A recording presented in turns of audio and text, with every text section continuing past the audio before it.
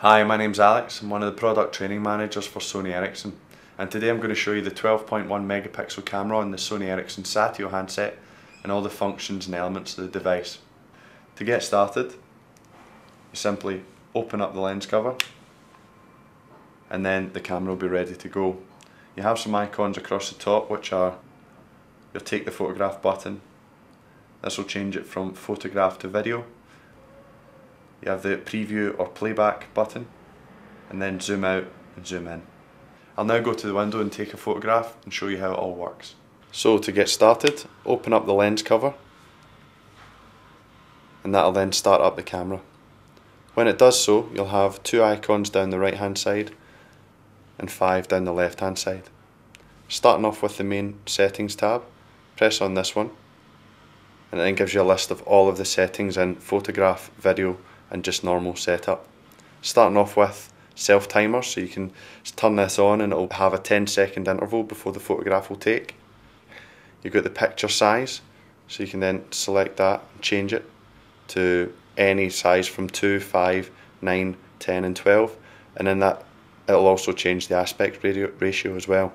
So if we select 9 for example, you've also got the focus type, so whether that's infinite, auto, macro or even face detection. You can also change the white balance to different lighting situations. You can also scroll through, turn on things like the image stabilizer effects as well, so you can have it as a negative, solarized, sepia, black and white. For example, if I select black and white, you'll see around the outside that the image is now changed to black and white.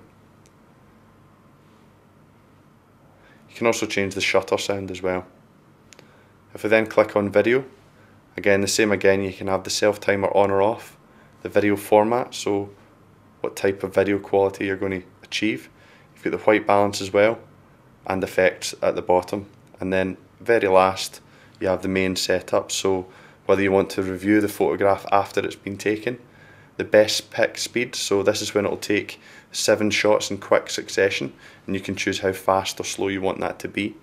You can turn geotag on and off, so what this will do is use GPS to pinpoint exactly where in the world the photograph was taken, and then obviously auto rotate will allow you to change the photograph's orientation, either portrait or landscape, by tilting the handset or not, and then you simply have reset to reset all settings. When we're finished, this is your normal image, and you then have the icons down the left hand side here. The first one is your scene selection, so you can change it between portrait, landscape, evening landscape, even nighttime or a document or sports, anything like that. You can tab on any one of these and it'll then alter the settings to suit that. In this situation I'm just going to stick with auto.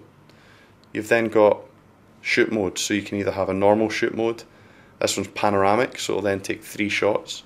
You also have best pick, face detection where it'll pinpoint someone's face, and then once they smile that's when the photograph's taken. Last you have touch capture. This little feature allows you to pinpoint exactly where you want the focus to be on the shot by basically pressing anywhere within this white box. So if I wanted to focus on the building over there, simply tab and the focus is over there. If on the other hand you wanted to focus in the foreground, it'll then focus along here. You then have flash, so either off, automatic or red eye reduction. If we go back to normal, you can also change white balance as well, and then finally you have automatic. What this will do is take into consideration all of the options that you have available and pick the best for the photograph, and in this situation all you have to do is press the button and it'll then take the image. After it's taken the image, you can either delete it straight away, send it to a friend, or via MMS, Bluetooth, email, or even online as I've shown before in previous clips.